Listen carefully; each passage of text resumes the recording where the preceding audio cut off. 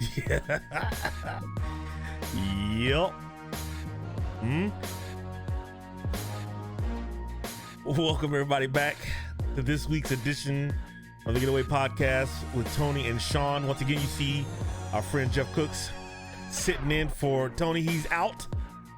Took his family to see the Colts play the Ravens. His team is the Ravens. So he's on the road just getting back to Dayton. Jeff, what up? What up, man? You know, man, sunshine and tacos, dog. Well, you know what? It's been raining tacos out here. It's been raining for like 2 days. Oh, yeah? Look, we've been dealing with the 70-degree weather out here, bro. Oh, my God. It's like Ohio out here. I told Eva the other day. It was yesterday. It would go dark clouds, rain. I said, yep, Ohio. And then 5 minutes later, I was like, it was sunshine. I was like, oh, San Diego. 10 minutes later, such dark clouds and rain. It was just back and forth, on and on. And then it rained all night, and it's been cloudy all day today. We need it, though. We've had a solid week this week. And probably going to be good up until about Wednesday. Then we drop back down to the 50s. Yeah, that allowed your boy to stay in that game yesterday. You Ungalele, Clemson quarterback. Yeah. Y'all know I'm about to be on one. We got a lot going on this week. A lot to unpack, Jeff. Yeah, we got a lot, man. We're gonna talk. We're gonna talk about a lot of stuff. It has been a week. All right. Where we starting at? Look, real quick, shout out to Tony's school that he supports, St. X. Yeah. They got that dub against Springfield. Yeah, they did that thing in the state semis. It was like 12-10. Springfield was up 10-3 at halftime. St. X came back, got the dub. Now they're going to the state championship. So shout out to Tony's school, St. X, and whatnot. Congratulations. Huh? Congratulations. Yeah, that's good. Give them the claps. Look, I was saying, Tony would say, give them the claps. Tony would say, give them the claps, Sean. I don't know who they're playing, though. We'll find out. I might have to Google it real quick. Yeah. But a shout out to the Bombers. We're going to talk about some college football today. There's a lot to unpack there, right? And then look, I know you're ready. Well, I mean, there's a few layers of that for me, right? The first part was a semi thing that I brought up last week involving allowing another school into the playoffs should they go undefeated, and that was Liberty University. Mm-hmm. And we ran down a list of schools that they still had to play, and Virginia Tech was one of them. They go to Virginia Tech and proceed to get that dub. Huh? Sean the Greek. Yeah. Call me Sean the Greek. Did you see how it ended? You sent me a message, right? You asked me, did I see how it ended? I told you to pick my 10.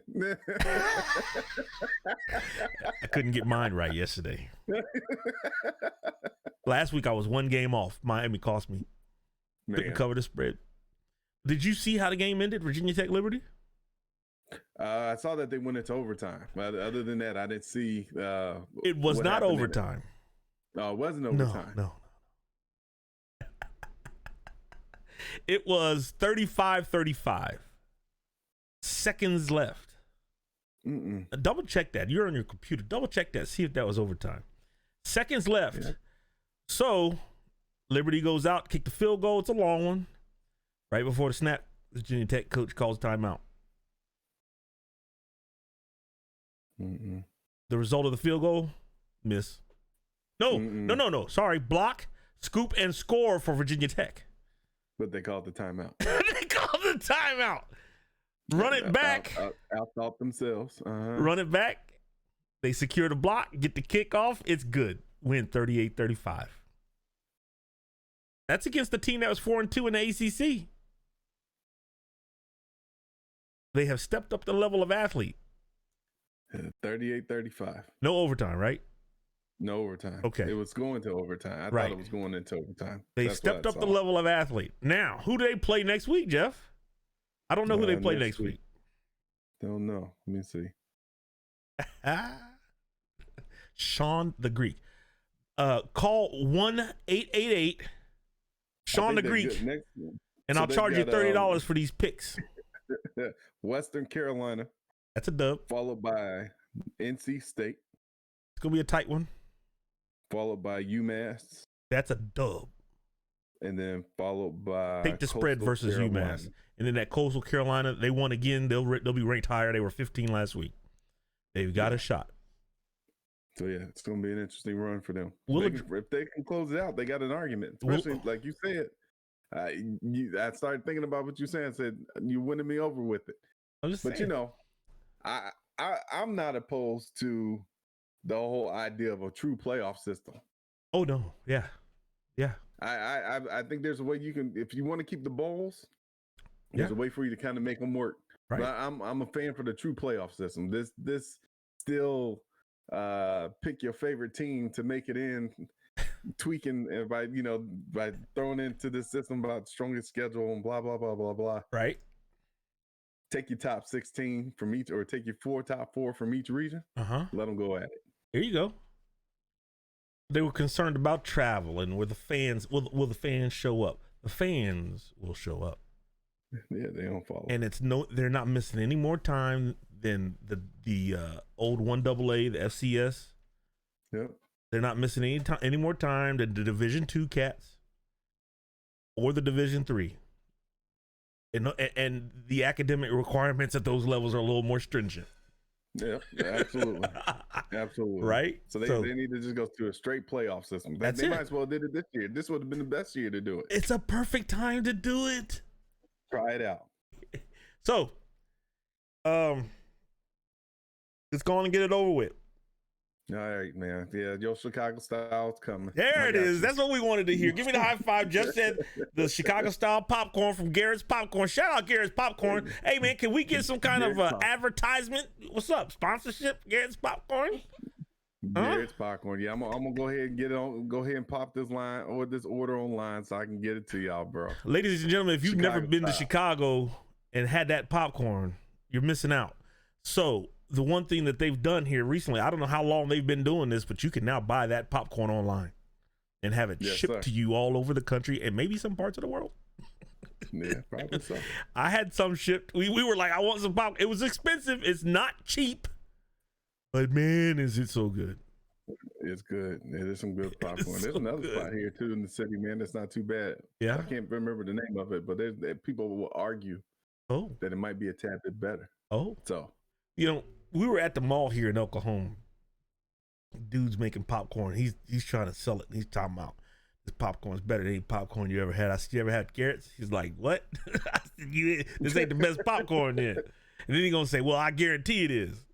So he gives me a sample, and he gives me this dry popcorn. Man, I looked at him like, man, in disgust. And I wanted to throw that little sample on the ground. Get out of here with this dry ass popcorn. I said it. Huh? I was so mad. You got yourself a little hyped up. You hyped up this week, man. No, there's a lot going on to be excited about, man. We ain't even unpacked it all, baby. I know. Come on, let's finish unpacking it. But yeah. So what? Michigan, they are now 0-3.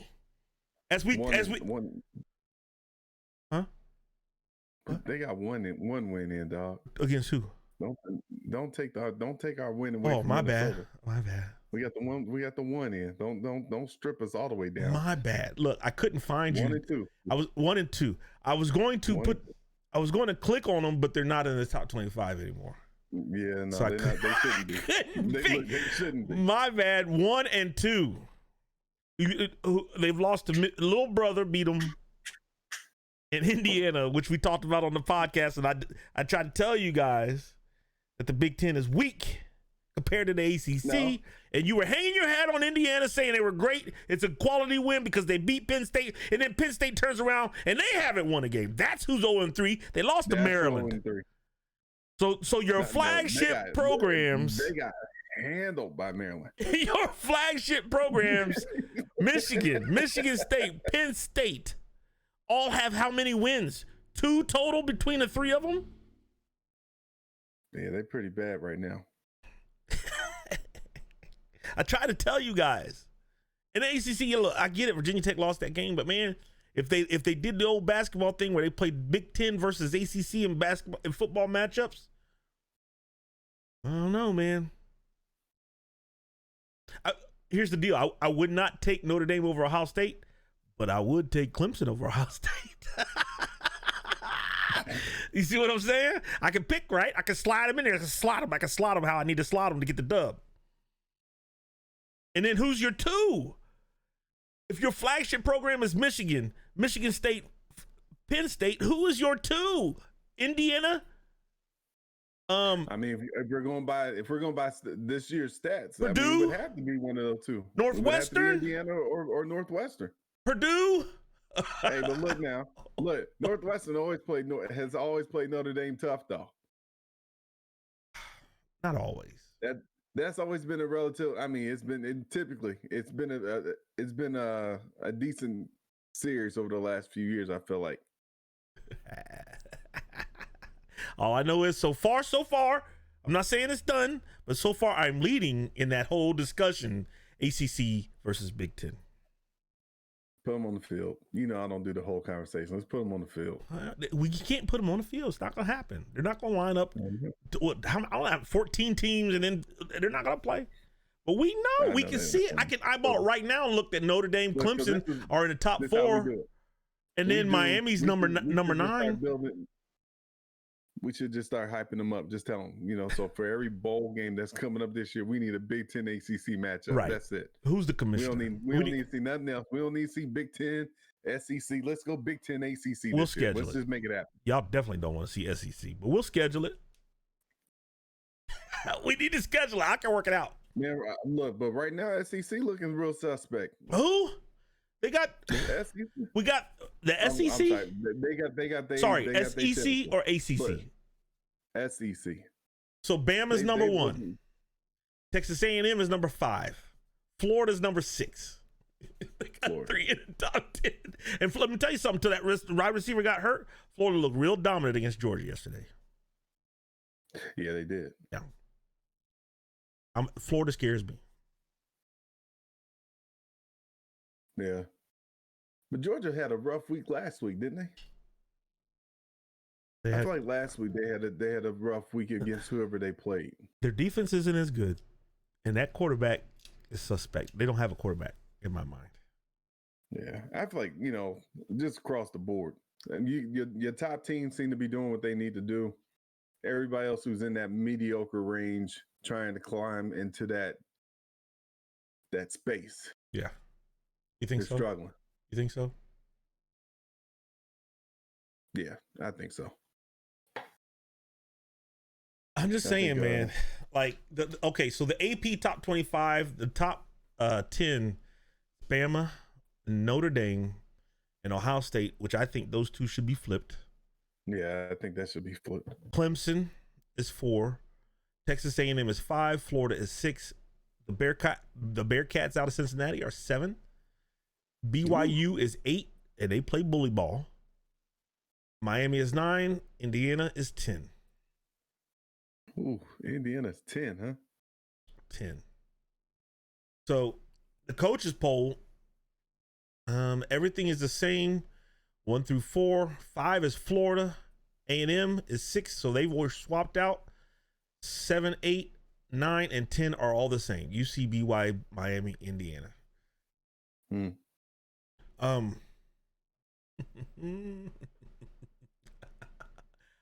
like, I'm sorry. I'm looking down at it as you're talking. Right. So the Big East, the Big Ten East, Indiana, Ohio State, Maryland with Tua's little brother. Have you watched him play? He's really good. Yeah, man, he looks good. Are the top 3 in the East. And then, you got Northwestern, Purdue, and 1-0 Wisconsin waiting to deal with COVID issues. And they made that thing so stringent for them kids to come back 21 days. Yeah. How do you get a season in? You got to wait 3 weeks. They don't. I mean, the thing is, it's ridiculous. And they can't afford to lose. No. And you don't get to make those games up. They don't even. I would say they don't even have time to make the games up. They don't, because the schedule is all tight. Yeah. Hurt the other teams that they're supposed to be playing. So what? So they missed out against playing who this past week? Nebraska. No. Who was it? Purdue. But yeah, I just think that's horrible. It was Purdue. You know, when you think about it, they missed Purdue. Yeah, so they cost Nebraska and Purdue. Purdue is one of your better teams right now, and they cost them a game. That hurts the Big Ten because of that rule that they set. And in 21 days, they may not get this next game in. Right. So if they got to miss 3 weeks, who's next? Because that's Michigan, and that's a Michigan game, which would be a big game for both of them. They should, you know what they should have did instead of saying 21 weeks and then it's canceled? It's a forfeit. Yeah, I mean that it should be a forfeit. It should be a forfeit. That's just unfair to the other team. Right. They got no control over that.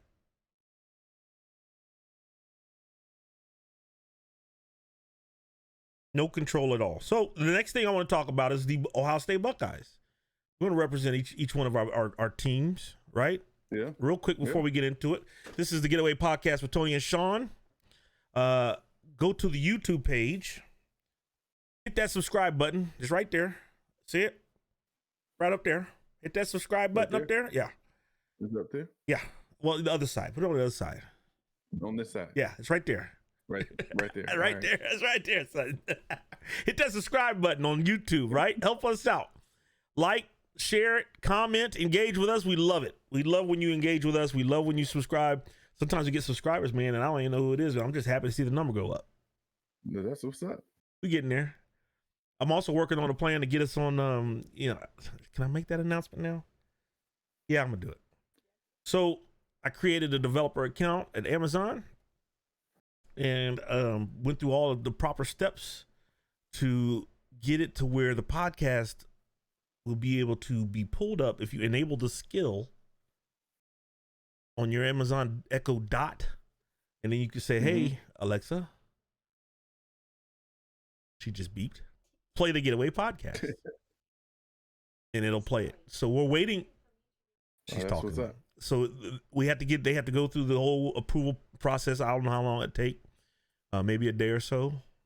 And then we'll announce that. We'll put that out on our Facebook page and all the other social medias that you can now listen to it on your Alexa device. You know, you can put it, I use mine to listen to, what is it called? True crime junkies or whatever. It's all about these. Oh my God, it's so bad. It's about these crimes that happen and whatnot. But I go to sleep to it. Bunch of murder stories, man. Real life murder stories, man. Unsolved crimes, solved crimes, all that stuff. Crime junkies. Murder junkies. True. I can't remember the name of it. So I saw your boy Trevor Lawrence real quick, but he was on the sideline for the game, right? Yeah, man. He had COVID, dog, and he's passed the testing part. He's good. He's negative, but their requirement is that he's got to pass the heart check, the heart test for myocarditis. That's why they didn't let him play.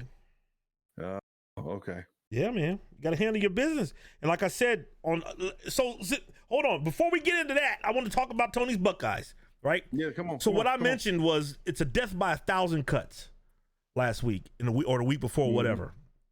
They come out and they bang you and they beat you up and it's all crafty and it's real good. And they're sound. They're not overly explosive. But then all of a sudden you look up and you're down 2 or 3 scores. And it seems like they can put a scoring drive together almost any time they really sit their minds to it and go do it. And I look up and it's 49 to something, and I'm like, man. And Rutgers had to run trick plays, trick special teams plays to get back in it, and they got back in it. They covered the spread. But by that time, man, it's a very comfortable lead. I want to say it was like 35-3 at one point. And they wind up winning like 49-27. And it's just a death by 1,000 cuts. That dude, I heard a stat today. Justin Fields, 11 touchdowns on the season, right?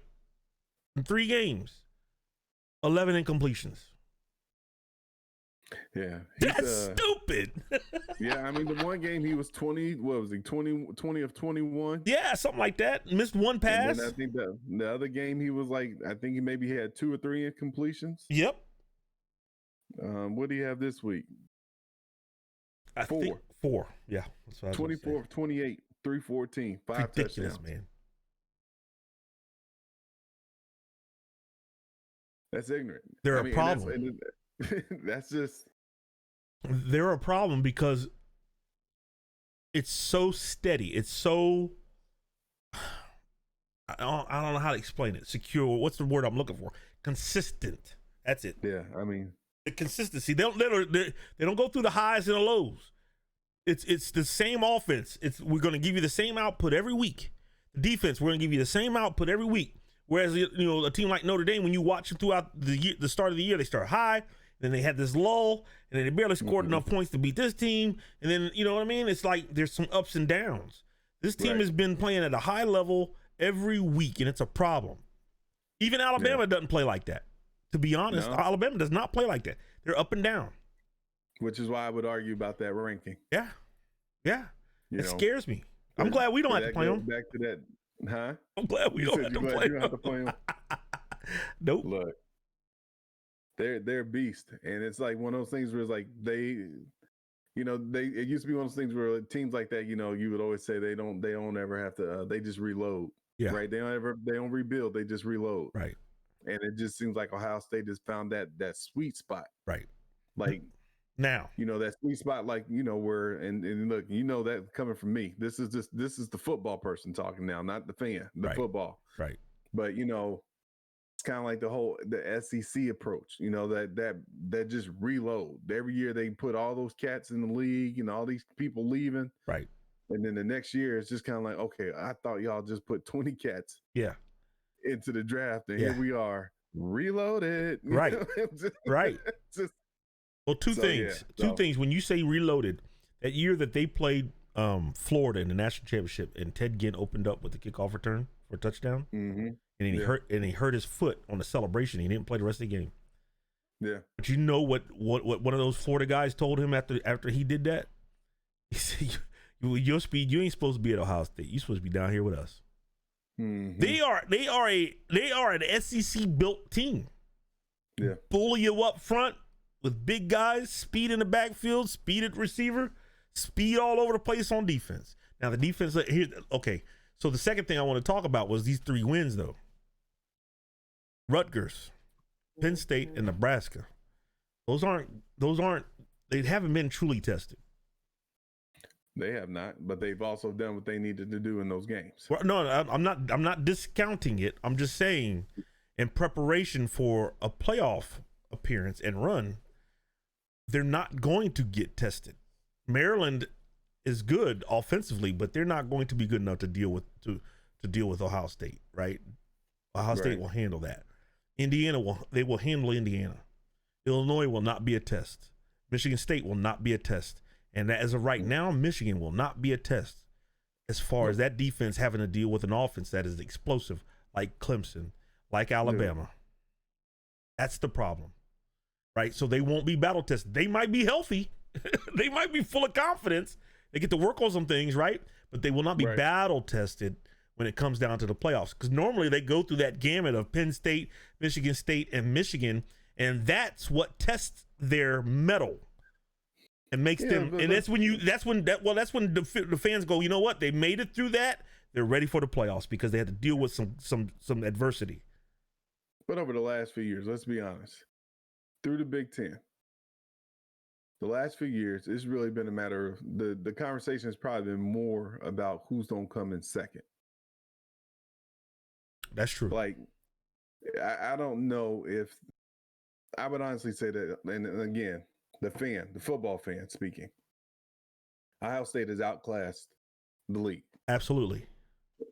And for this year or any other years, usually the conversation about who's on, can somebody get them? And if not, who's coming in second? All right.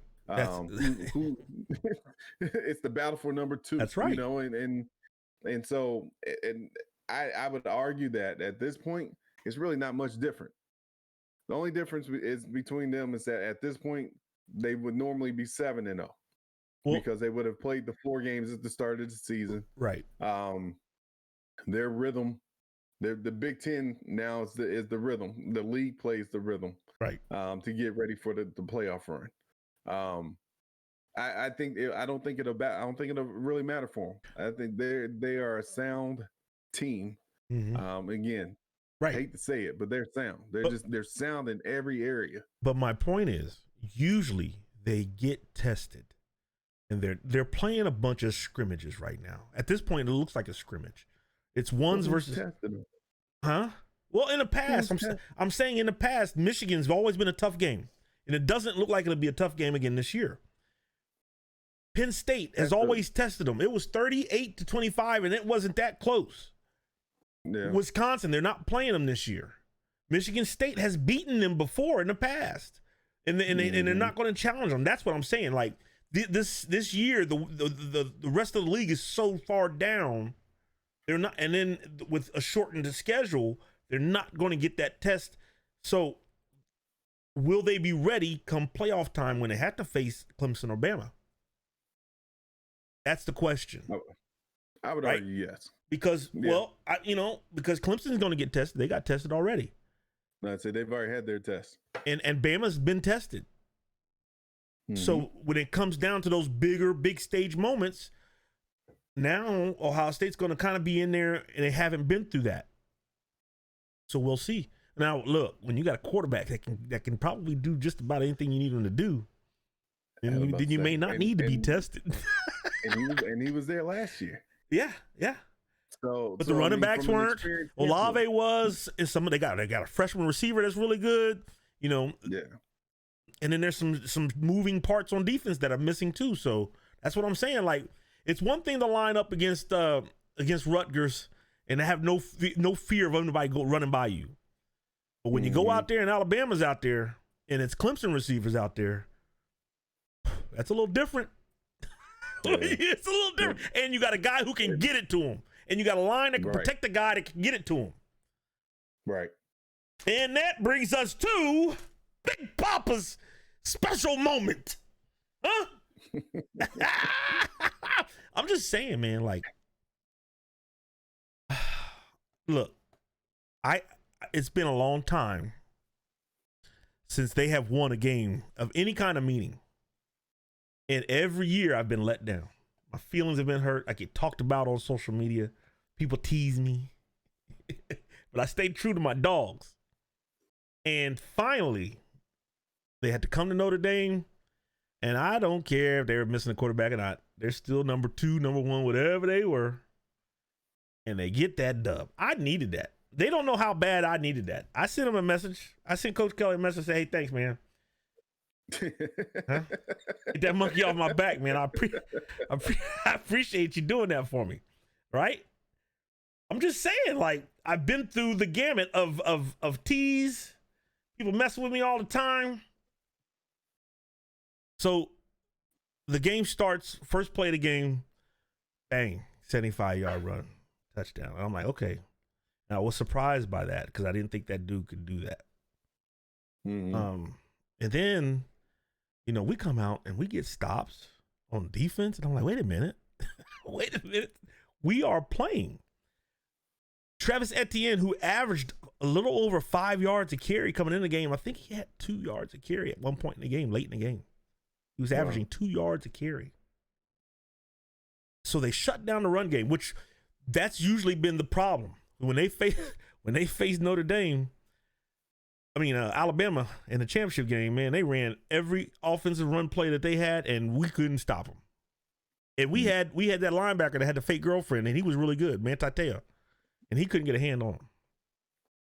Yeah, I said it. He had a fake girlfriend. Let me get this going. Is he still in the league? He's still in the league. He was with the Chargers. The Chargers for a minute, but I think he was. Last I saw, he was in New Orleans. Let me get this right. The fake girlfriend.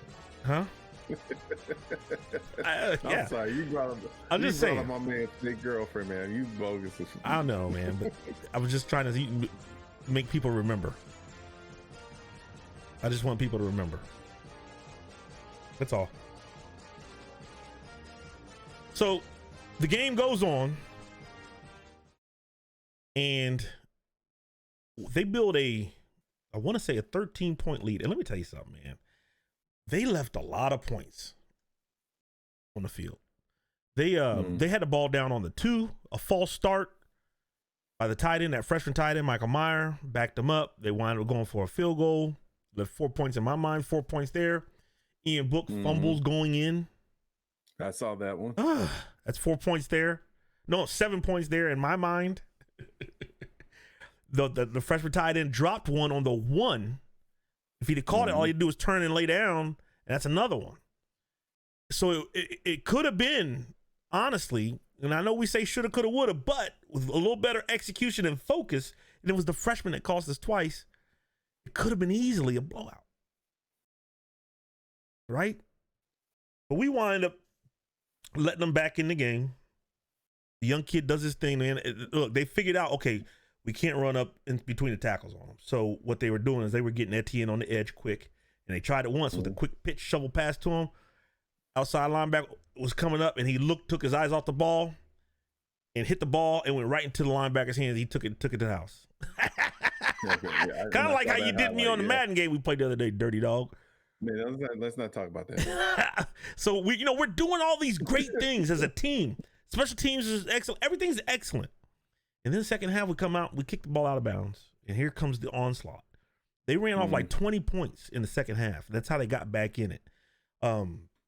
We're going down to tie the game late, and Dabo influenced the call. I've never seen that happen in Notre Dame Stadium before in my life. Was that the pass interference Oh, call? my God. He actually, dog, you're a DB. You will admit he played straight through that dude.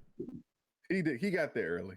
He did get there early. And often. He went straight through his back to get to the ball. Yes, he did. He held him at the top of the route, too. They didn't call that.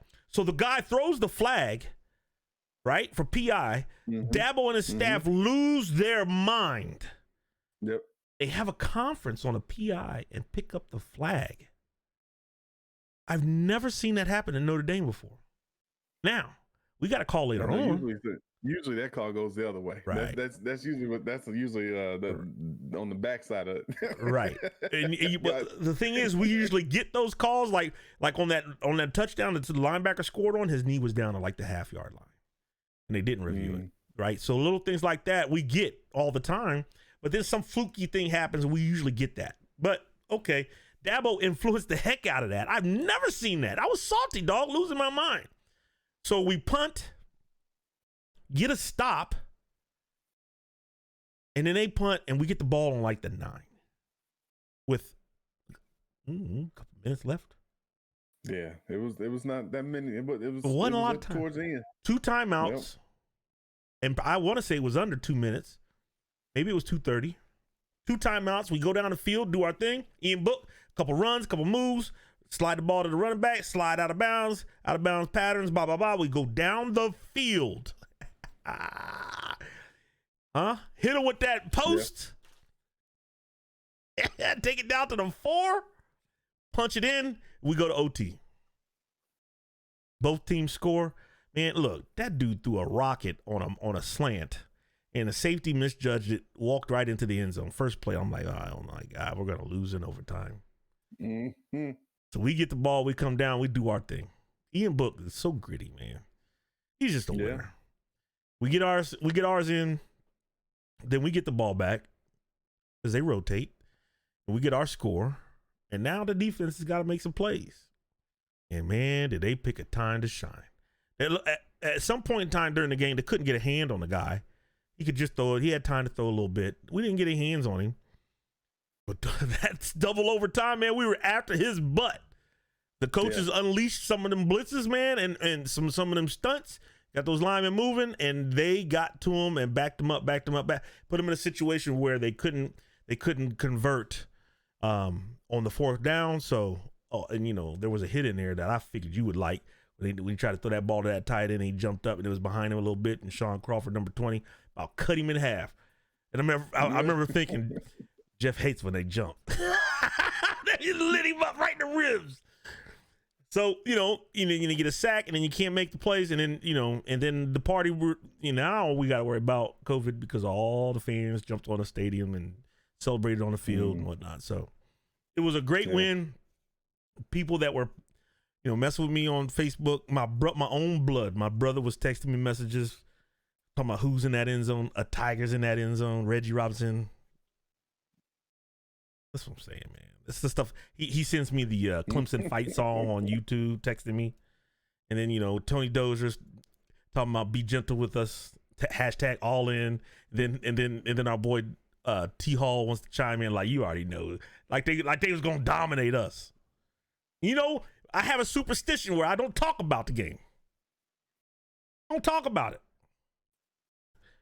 If the game is on, I'm not going to comment on social media about my game. I'm not going to text about it. I just stay quiet. That's my superstition. Real quick, the Getaway Podcast with Tony and Sean. Jeff was sitting in for Tony. Tony went to a football game. Hit that subscribe button on YouTube. Like, share, comment, engage with us. It's right there. Right there. Yeah, right there. So we got that dub. And then I went live and was talking that stuff on Facebook. And then one of our friends, our business partners, Elvin Blackman, he wanted to ask something about talking about, you really happy with a game where you let a freshman take you to the wire? And I was like, yeah, he threw for 426 yards and 3 touchdowns. He did his part. He did his part. Huh?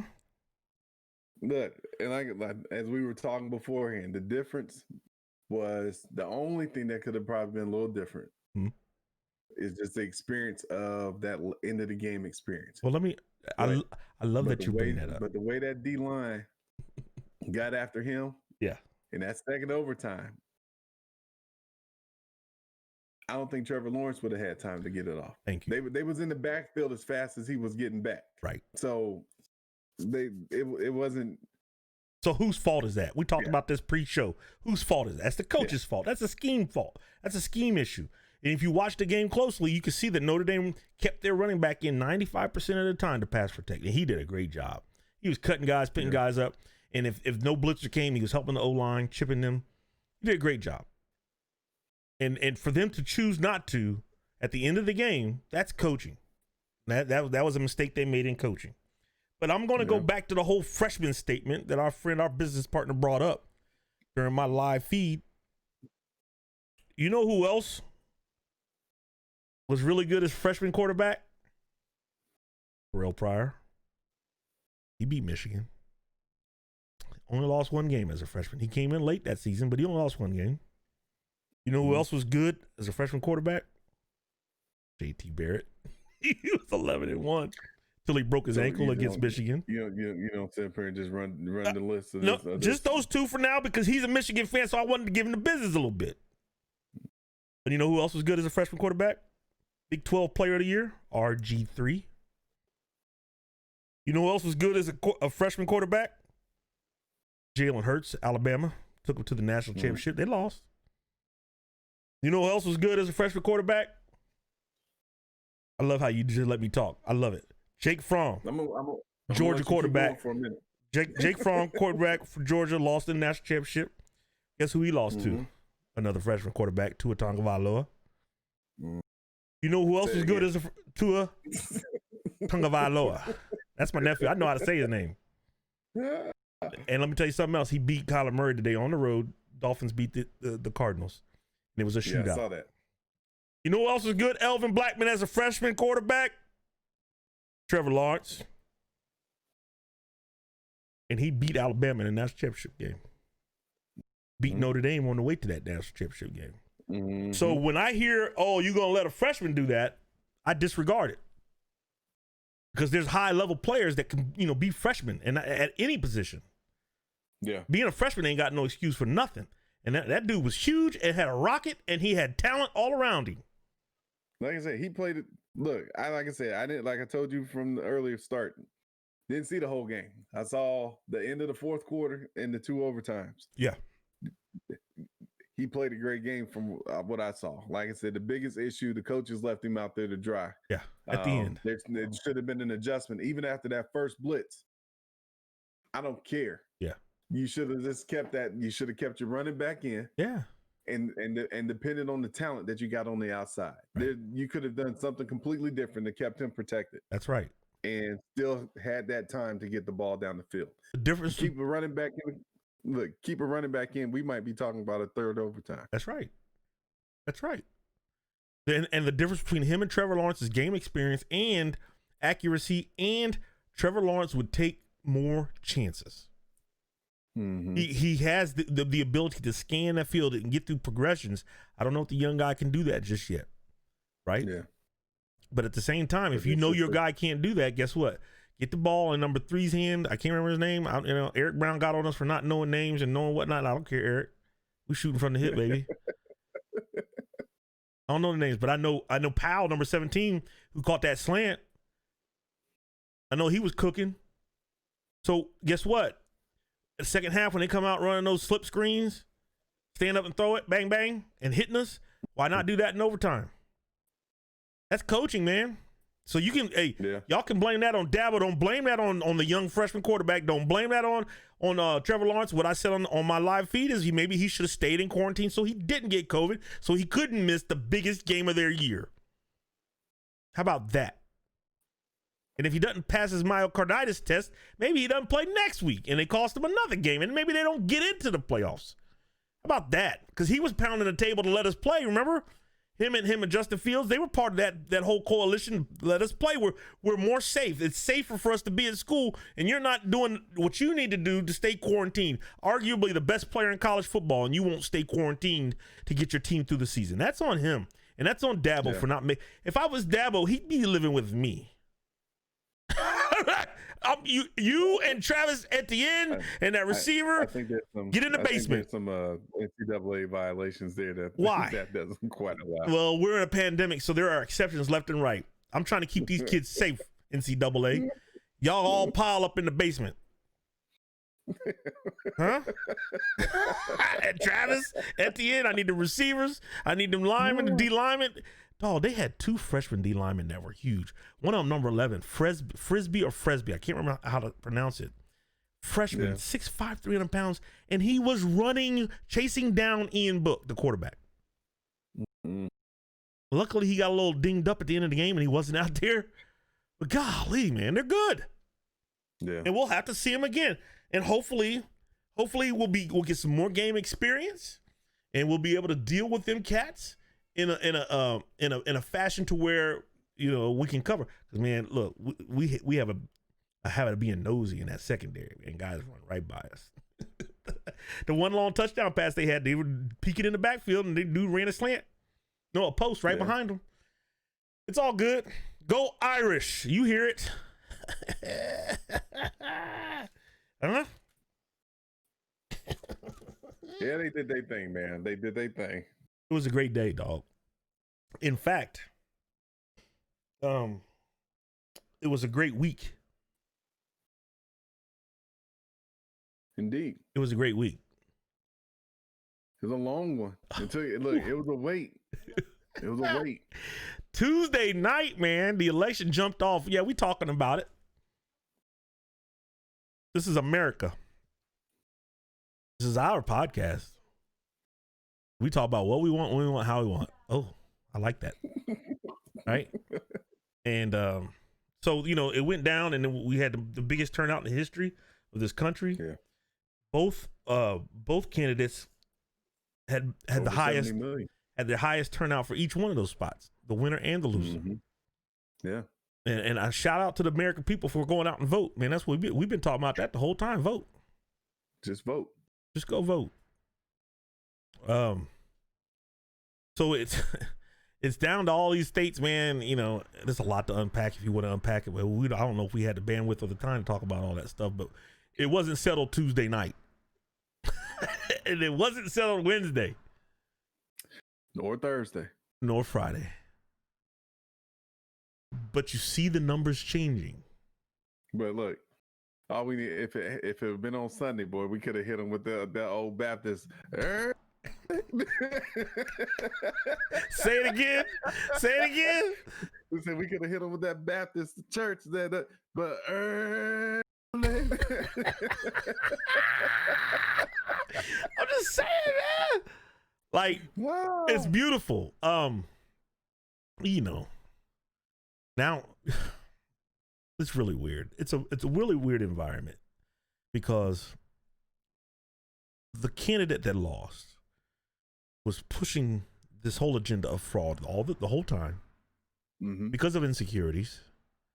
and saying that there would be improper things going on. Right. And there's never been a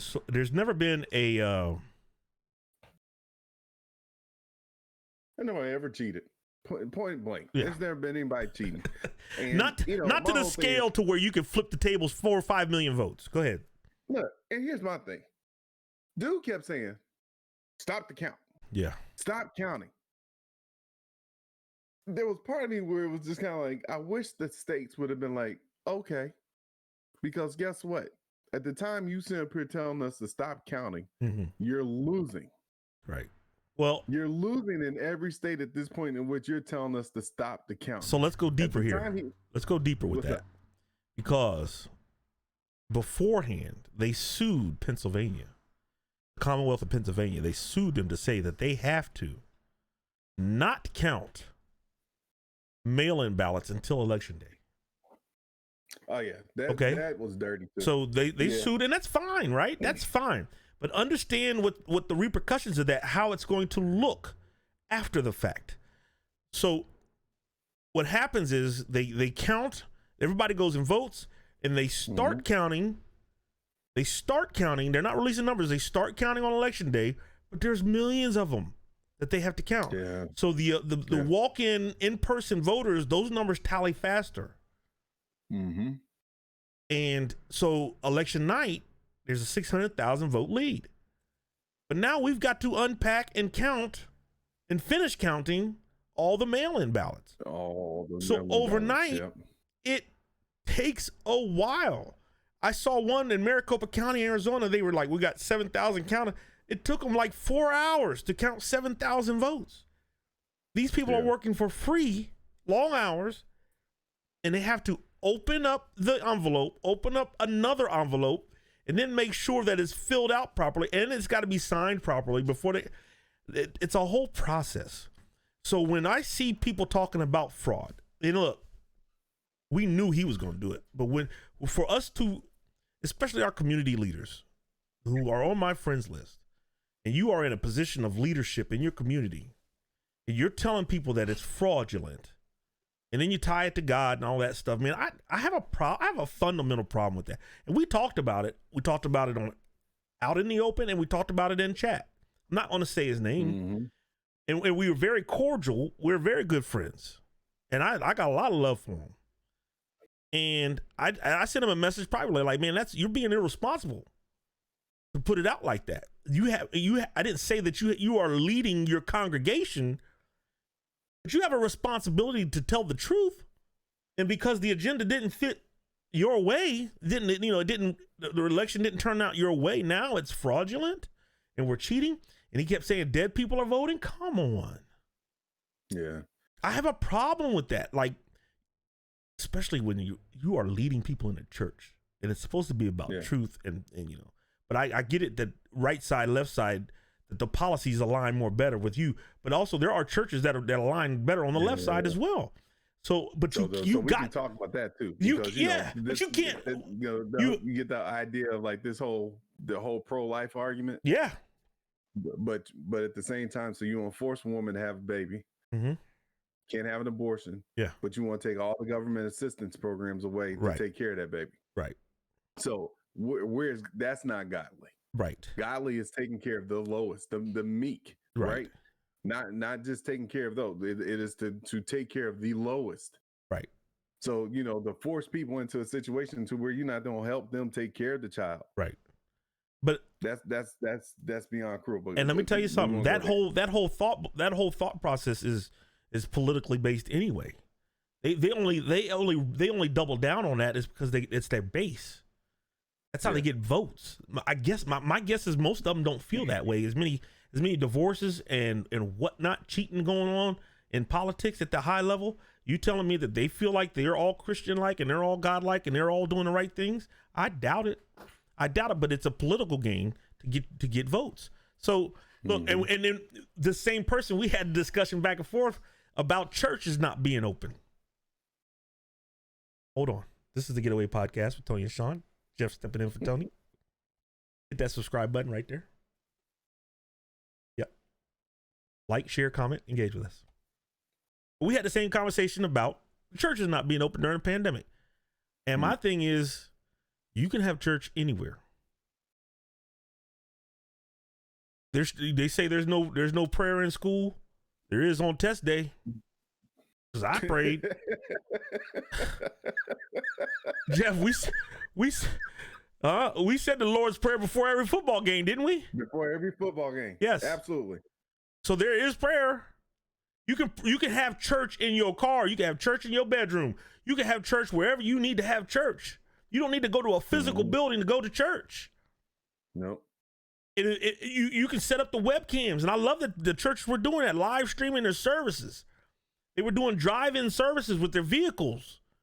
Yep. It's okay. We do a live stream. And again, it is all about, it's a bare essentials of people that are in the church. Yeah. Those of us who are able to, that help with the media to get it out there. Right. You know, the whole thing is, the church is bigger than the four walls in which. That's right. Say it again. Say that again.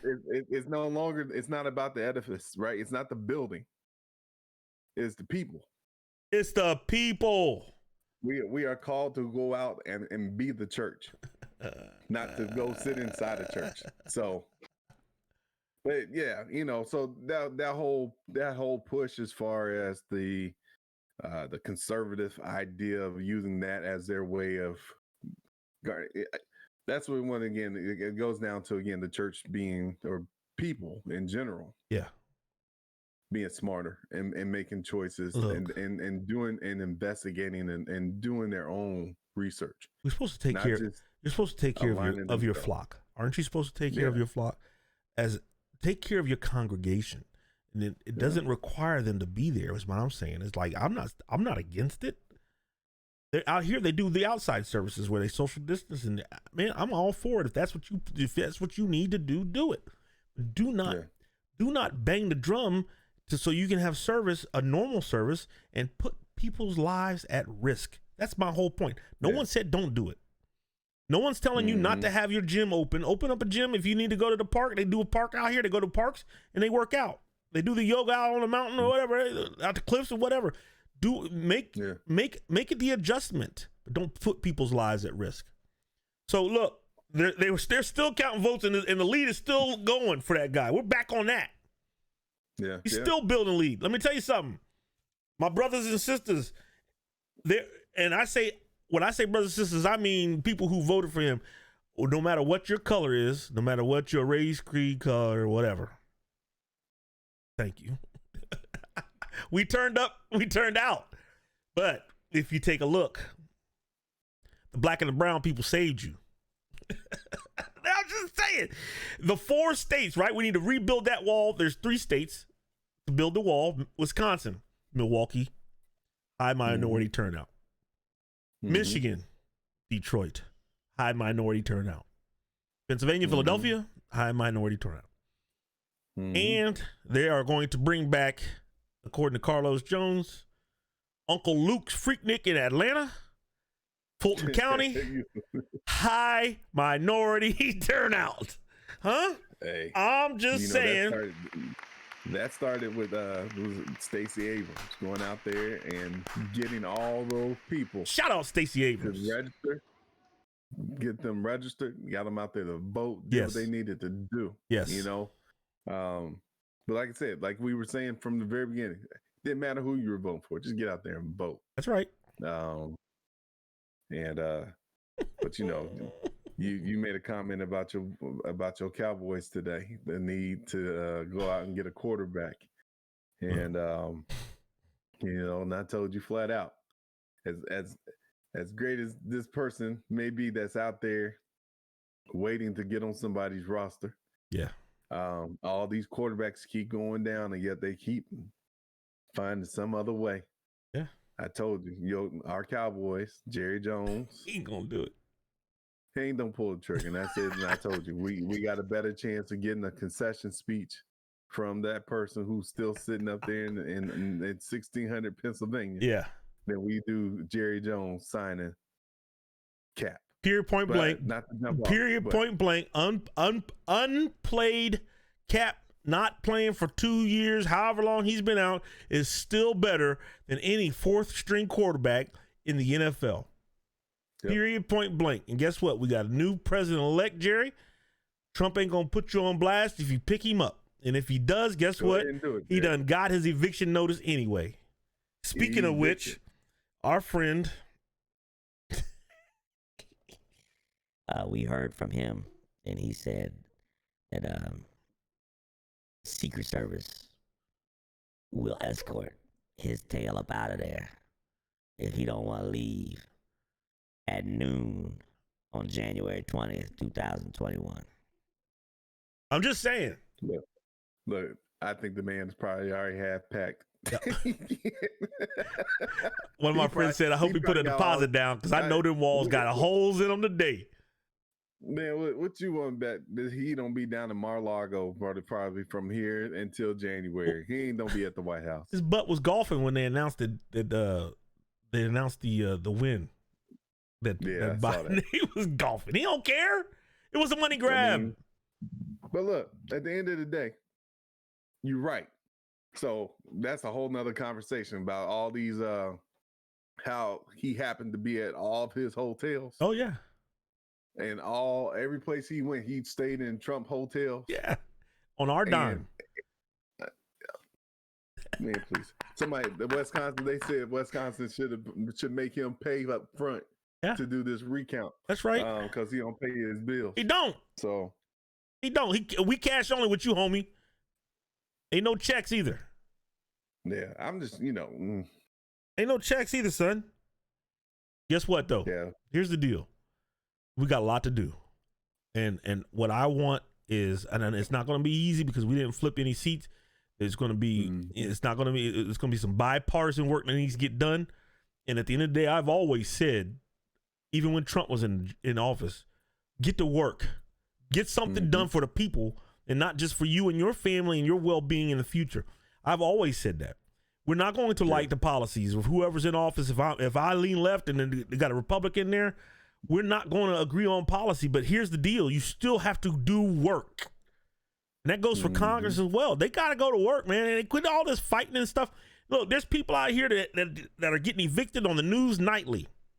They still have food lines. People are in food lines in this country, one of the wealthiest countries in the world. And we got people in food lines, and they're arguing over a $1,200 stimulus package. During a pandemic where people have lost jobs, recession type levels of unemployment, and we're arguing over $1,200. That's you know what that $1,200 should have been? It should have been a monthly thing for people, and not everybody. Some people need that money. They're on the streets. Yeah. And we're arguing over that. It's been 9 months. So how much is that $1,200? That's $100 and something a month to get through the pandemic. The reprieve for landlords is no longer in place. So, right. They can put people out nowadays. So right. It's rough. During the pandemic, we were getting like $100 off, 10%. We got 10% off once and $100 off, and then it went down to $50, and then they started giving us gift cards, $50 gift cards. And now the big gift is, the latest gift is, it's a drawing to win a $100 gift card for one person, and then you get extra time to pay. You get 4 or 5 more days to pay. That's what it's come down to, because it's the deal. Landlords got to pay rent too. They got mortgage. They got to pay to the bank. Right. They got to pay money too. That I've always said it, man. They don't care about us. And when you hear about millionaires and billionaires coming out making more money during the pandemic, and they got people being evicted out on these streets. Get to work is what I'm saying. I don't care if it's Democratic Party, a Democratic ticket in there, Biden, President Biden, Vice President Harris, y'all got some work to do. Let's get some work done for everybody, not just Democrats, for everybody.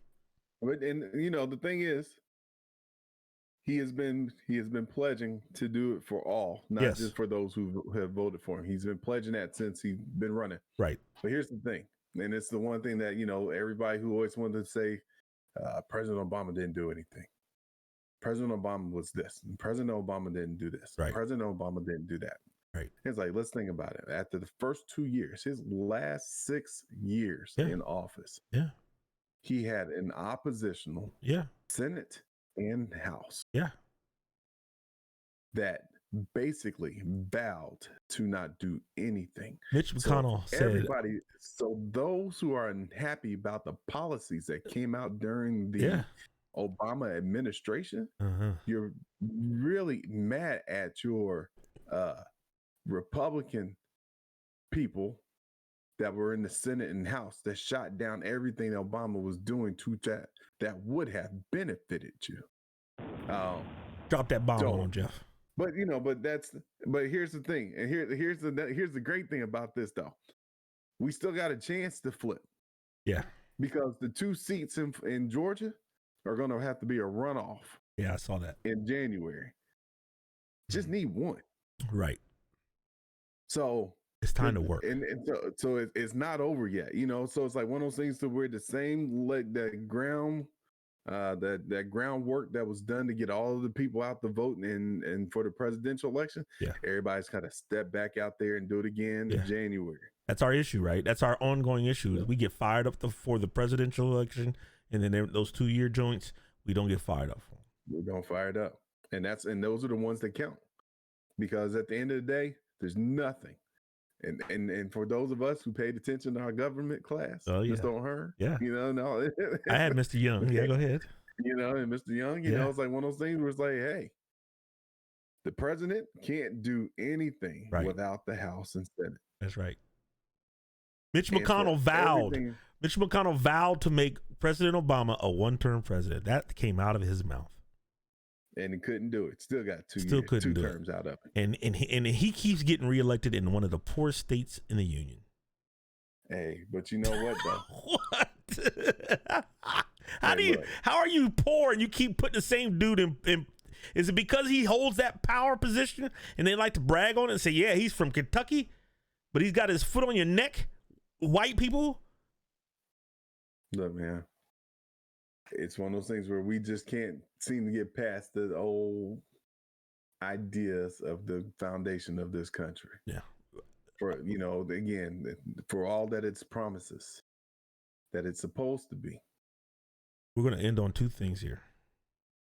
Come on with it. I'm going to hold my tongue. One is, I'll let you finish. One is we need term limits, right, for Congress. Yep. Okay. There's no need to be in there for 2040, Strom Thurmond in it. We don't need to be in there that long. And 2 is, it just jumped out of my head and I can't remember. Oh, the second thing is,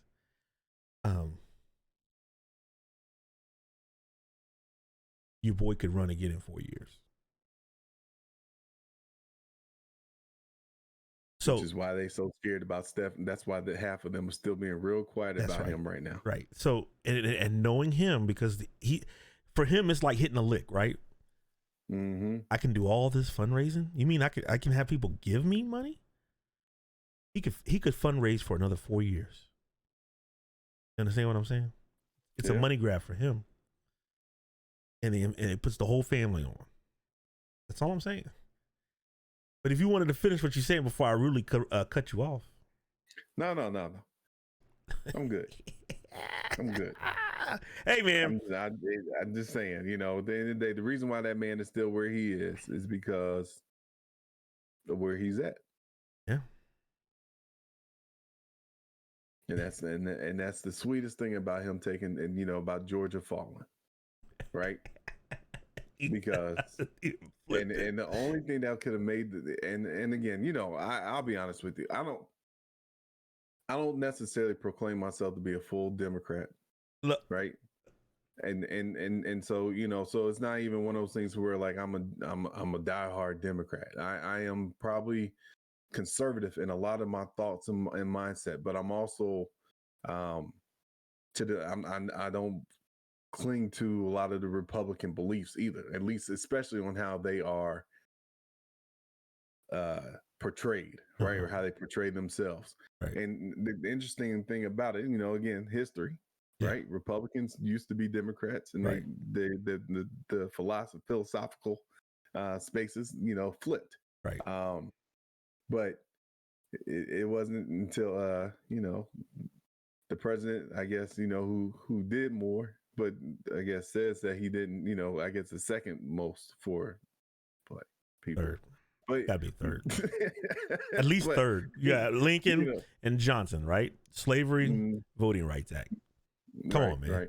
But what you're saying is what Tony says a lot, and I love this saying. Tony says all the time, he is fiscally conservative and socially liberal. Yes. Right. So when it comes to finances and working a job, working two jobs if you need to take care of your family and without having to get any assistance from the government, right, he is conservative. But when it comes to when people need help, kind of like homeless, mentally challenged folks who wind up being homeless, or are veterans, or money for schools, or whatever, he is socially liberal. And I find myself, I love that how he said that, because I find myself on that line, along those lines too. I believe in hard work. There's a whole bunch of black people and brown people and yellow people and Native American folk who voted, and they believe in hard work, just like Republicans, right? Yep. We're not just sitting here. If I have to hear the handout party, man, you know what? That's a bunch of bull crap. That's a bunch okay, because we are grinding out here. We're working hard. We work 2-3 jobs. We save money. We buy homes. We invest in the stock market. We do all those things too. The only difference is we like to make sure that the people who don't have the same advantages as us, they get a little bit of help, a little nudge. Just a little help. A little nudge every now and then. Like, don't get me started. Another thing, the one last thing I want to talk about before we end this, because we are over about 7 minutes. Is if I have to hear about how racist that Joe Biden is or was, and I want to explain to people how people evolve, learn, and grow, right? When you come across a man or a woman, both of their ages, there's going to be a history, there's going to be a past where they've said some things and they've made some actions and choices because they didn't know any better. Now, the question is, how do you evolve and grow? Do you learn? Do you commingle with people to where you can get another person's viewpoint and change those thoughts? Because what one person did was grow. What one person did was double down. So if I had to hear about the crime bill that Joe Biden helped write, and people don't want to look and read on it and figure out how it came about, that was in the middle of the crack epidemic, which the crack was dropped into the black community by our government, and it was out of control. Drug dealers out of control, users out of control, families are broken, police are in there wrecking shop, FBI all over the place. And our community leaders came to our politicians and said, we need your help with this. We can't control it. Our black community leaders went to the politicians and asked for this help. They come up with this bill, and it's very tough. It's very hard on these young folk out here slinging that rock, destroying the black community.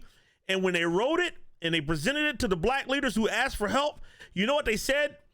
Cool. We are in agreement. It wasn't racist. It was presented, and we agreed upon it because it needed to be done. Right. And then after time, there needed to be tweaks to it. And then Biden even admitted it was wrong. It was too hard. And they had since been setting people free that were attached to that, got locked up because of that. And I can't remember the number he said, but it was a pretty big number that they released a lot of those people. And look, I get it, time. You can't get that time back. You can't get those records back. And you can't get all that stuff back that hurt the families. But the key is that you made a decision and then you said that is wrong. It wronged a lot of people, and he adjusted it. And he spent time with President Obama working on releasing people and working on helping the black community. So to evolve is important. Yeah, 77. How many 77, 78-year-old white men do you know that have never had any kind of racist thought or statement come out of their mouth? I'm not going to know too many of them.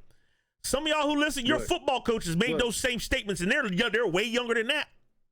Look, I'm just thinking about the number of 45, 48, 50 year old our cats that we went to school with. Yeah. Friends. Who said the word? Friends. Or who said call themselves our friends. Yes. Yes. So I don't want to hear it. So if you take that, if you go ahead. And look, and meanwhile supporting a man who has devolved. Yes. Gotten worse. And planting seeds about, running on ideas of scaring white women. Yeah. In suburbs. Now, I saved your suburbs is what he said. That the suburbs give him the meaning of I'm not elected because they're gonna put public housing. That is a whistle. Dog whistle like a mug. That is that code word. Yes. Prejudice, however you want to call it. Right. But we're different, and that was in that house always looked, well, y'all different. Yeah. But it's still the same. How many times did we hear that growing up? You're okay. Yeah, y'all. I like you. But the other colors. Use a good. Right. So the point here is his started back in the 70s when him and his daddy, him and his pappy wouldn't rent to people of color. And it continued with the Central Park 5. Yep. Right? Mm-hmm. And now we're still saying those things. There's no evolution. And it went through his election. Yeah. Go ahead and, when y'all arresting them. Yeah. Go ahead and be as rough with them as you need to be. And all the Democratic cities, urban cities, are on fire. Right? And you know what else? Whole countries going back to your huts. And you know what else was dropped in and being dropped into these urban cities? Not just drugs. What else is being dropped in these neighborhoods? Guns, man. Hey. How many gun stores have you seen in the hood? A lot. I'm talking about legal. Oh, the legal. No, there's none of those. And no shooting ranges and registrations there. No. You don't see no shooting range. But you do. That's right. It's sitting in downtown Detroit. You don't see it sitting in Chicago. You got to go out to the suburbs in most cases. Now there might be a handful. Right. But truth is, we ain't got no AR-15s laying around. We about to. Or but I'm just saying, but we ain't getting those in the city. Oh, we ain't getting these military grade automatic and semi-automatic weapons up in here. There's somebody dropping this. That's right. Off. Oh, yes. That's ladies and gentlemen. I called it. Subscribe. We going hot. This is a special edition here, right? We're gonna go over a little bit because we're on one. Go to the YouTube page, hit the subscribe button, like, share, comment, engage with us. We love it. You know what else you see in the hood though? You can get liquor on almost every block. Every block. And before they passed that bill, which the outgoing dude rescinded, which is odd. Predatory lending, you can go get you a payday loan on every block. Them payday loans. You can get payday loan and a drink all in the same spot if you need to. On every block.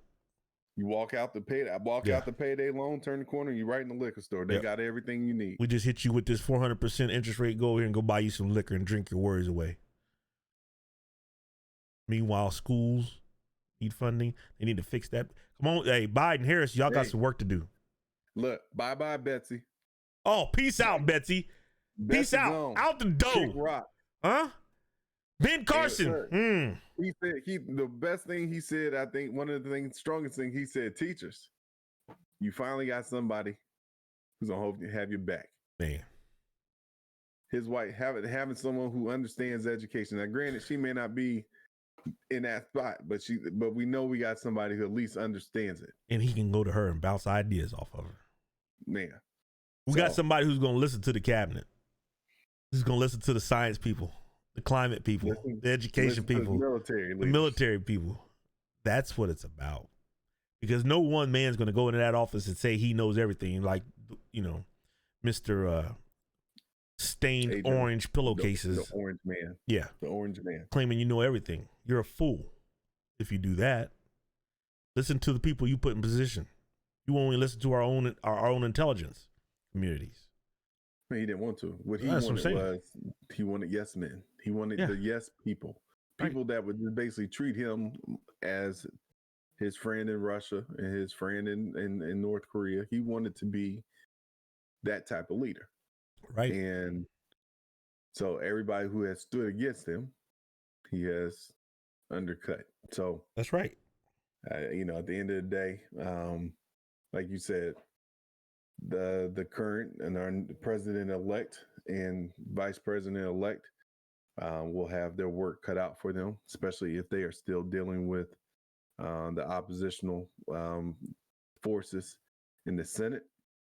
But it should be interesting to see how much they reach across the middle now.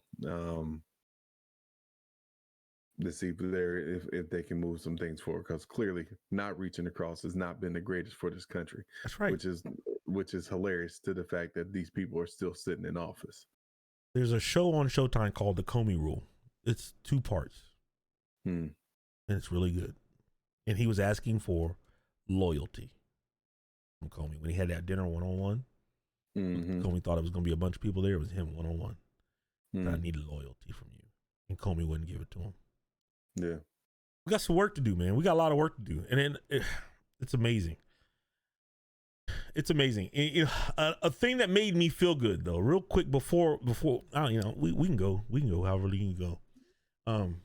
I heard it.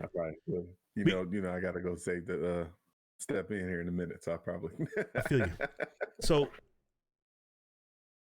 I was feeling a little sad Tuesday because of the numbers, and I didn't grasp the whole mail-in ballot until a couple days later, and then I heard it because Eva was all over this, CNN nonstop all day, eyes glued, and I'm listening in passing, I'm on my phone, whatever, but I heard a conversation about, and it was after they spoke. President-elect Biden comes out and speaks, and he's highly confident, smiling, clapping. We're going to win Wisconsin. We're going to win Michigan. We're going to win Pennsylvania. I'm like, how's he saying that? And then President Trump comes out and he says, you know, it's fraud and they're stealing it and we're going to go to the Supreme Court. And I'm like, wait a minute, something's going on. So the conversation back on CNN was if you are running a good campaign and you have good people, they know the numbers, right? They know the people on the registration, whatever they call them, and they know what's left. So they know that there's a certain percentage of registered Democrats who are going to vote in person because they figured it out. And I don't know if it's through, you know, surveys or whatever. And there's a certain number of people who are going to mail in and people who are going to mail it in the USPS and people who are going to drop it off. They know all those numbers. So when they started counting those things, they knew percentages. Okay, the vote-in people, we know what percentage. Okay, that's done because we can't go vote in anymore. But we see what's left coming from mail-in. So they take an estimate and they go, we're going to win. And that's how they knew. That's how Biden knew. And that's why Trump was upset right away, because he knew that he had told his whole base, don't use mail-in. And I got nothing left. The election is over. Right. That's why you got those 2 different responses when they spoke for the first time at the election. And I was amazed at that. I was like, man, they knew going into this. As soon as it was over, after some time and counting, they knew that they were going to win and they knew that they were going to lose. Yep. It's a beautiful thing. And yet and here it is. And here's why. The other thing I was talking with my wife about it is just that they're always counting the ballots. Every ballot always gets counted, right? Yeah. The reason why this seems so long is because usually we get a concession speech. Because the other person typically will look at it and say, hey, well, aside of Gore and Bush, right? Yeah. And we had the whole hanking Chad and all that type of thing going on. You take away that situation. Most people will look at it and go, hey, the way this is going, it's clear that this is the case. Well, like you're saying, the other part of that was record turnout, and they sued so that Pennsylvania could not start counting until election day. We don't know how many hundreds of thousands of ballots were sitting there waiting to be counted going into election day. They could have already been done. Right. Wow. But what he didn't want to happen was to come out in the hole. Because he came out in the hole. Yeah. And that goes back to the whole fraud thing that everybody's talking about, right? So if your own GOP campaign party doesn't sue that state and say you can't do these certain things, you got to wait until a certain time before we can count them, because some of them they couldn't wait. They had to wait until 5:30 the next day. Right. So if they don't sue and enforce that, then they get counted right away. So the first set of results we get on Tuesday night and Wednesday morning are everything commingled, and now it doesn't look like a 600,000 vote lead. Now it's a little tighter race from jump, and now you can't say, oh, well, overnight they found 200,000 votes. That's not what happened. Your own campaign wanted it this way, and it made it look that way. Oh, and by the way, he put his own person in charge of the USPS, and he started taking out sorting machines, so it'd take a little longer to get the votes in. Oh, by the way. Not just sort machines. He took out, he was picking up mailboxes, locations, shutting down mail ballot drop locations for election places. Man.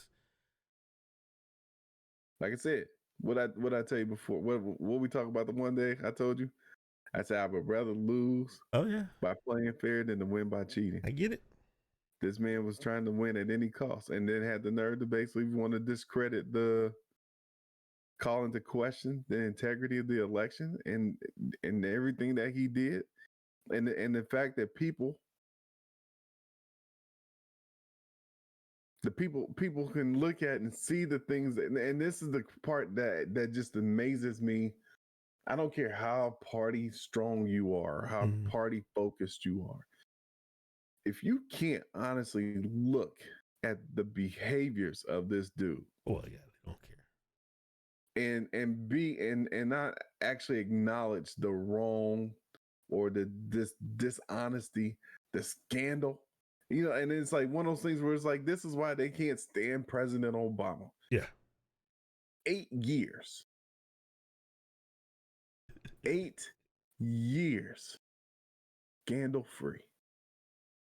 8 years. And I let me tell you something. I had this conversation with Eva the other day. Right?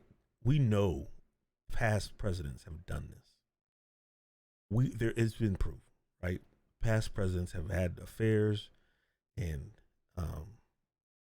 some have been caught, some haven't. And the story comes out later, right? Mm-hmm. Because of the simple fact that there's a Secret Service attached to them. So it cannot go scandal. It can't go unnoticed. Let me say that. Right. Somebody knows. And my guess is, because I was saying yeah, every president, and I had to think wait a minute, Barack, there's no way, because we know through one of our sources, we know that there are Secret Service agents that don't like him. And they probably were on his details. So my guess is, if President Obama was sneaking a woman into some residence where he's at, hotel or wherever, that the word would have gotten out. They would try to discredit that man so fast. Because the Secret Service has to bring her there. And once that happens, it's going to go through the whole detail, and the other people in the service are going to hear about it, and somebody's going to leak that because of the hatred for him. Yeah. But the other thing I wanted to say to the fraud people out there, it's a fraud, it's rigged. If we rigged this election, do you think we wouldn't have rigged it to get Mitch McConnell and the rest of them jokers out of there? Everybody. We don't look. We don't right? do it. Let's get all of them. Let's get a Democratic Congress so we can get some stuff done. Or are you thinking it's just one person? Stupid. That's because we didn't pay. Some people didn't pay attention to government, dog. They don't. And you know what? I read another article from Wall Street that they are happy. You hear people say, well, the stock market and blah blah blah. Well, the economy's not the only thing. But these people on Wall Street are happy because now there will be more stability in what they are doing, because their concern was that they were always one reckless tweet away from the bottom dropping out. And they're glad that he is now going to be gone, because you're going to get somebody who's more stable, more presidential in the way he speaks and communicates to us and the world. Yeah. And they were happy. They said that they put things in place because this dude was so reckless. And now they can take that away, and now they can do some other things to help build and grow and make money for people. But you don't have that reckless dude in there now. So, your money.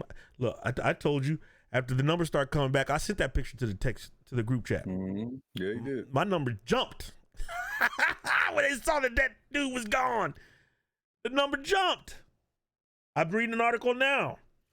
There's going to be a 2.5 trillion U.S.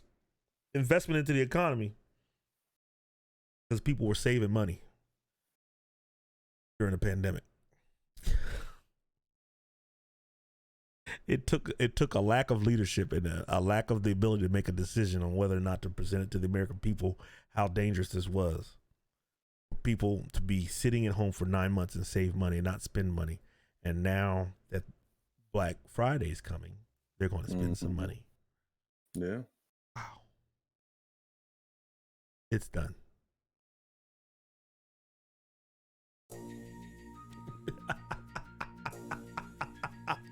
Ladies and gentlemen, you got an extended version. This is the remix.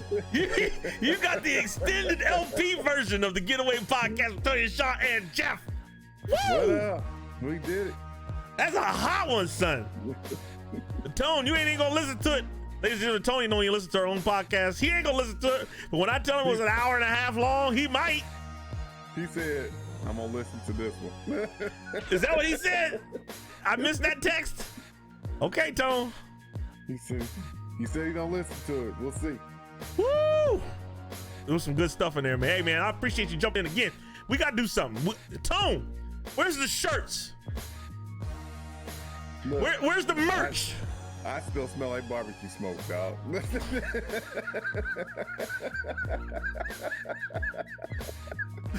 We need merch. We gotta get something with the name. We gotta do something with the name. We gotta get Jeff added in there. We gotta do something. Jeff, can you commit to being on here weekly? Yes, sir. Woo! We'll work on something. Ladies and gentlemen, thanks for listening again, man. We appreciate you. Go to the YouTube page, hit that subscribe button, like, share, comment, engage with us. We love it. We're having fun, man. Hey, we got another friend, Charlie Moss, who said, hey, man, I like it. I hope this thing really catches legs and takes off for you guys, and you guys do well, man. But thanks to our friends for listening and new people. We got listeners in Germany, all over the place. Say words, son. Word, son.